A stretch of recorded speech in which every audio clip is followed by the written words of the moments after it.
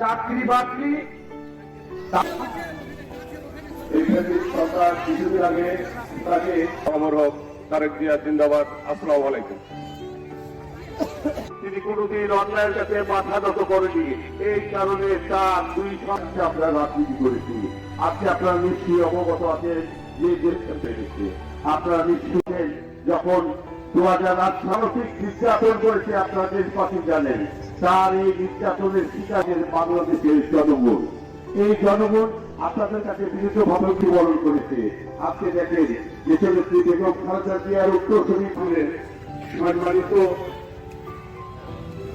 সভাপতির চাঁপাইনবাবগঞ্জ যোগতলা শহীদ রাষ্ট্রপতি রাখাল রাজা ভাবে শাসন করে সন্তানের মতো, তার উত্তরসূরি হিসাবে আমরাও।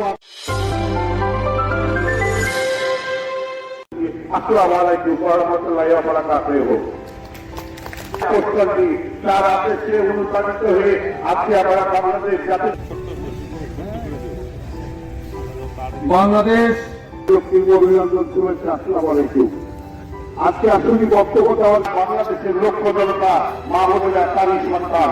এই বলে আমি আমার দেশের নেত্রী খালেদা জিয়ার যে বিরুদ্ধে যেমন একটি দুর্নীতি অন্যায়ের সম্মানিত আহ্বায়ক চাঁপাইনবাবগঞ্জ সদর উপজেলাতে আমাদের একজন অভিভাবক ছিল। এই অভিভাবক সভাপতি উপস্থিত আমাদের চাঁপাই আমাদের জাতীয়তাবাদী দলের সাবেক চেয়ারম্যান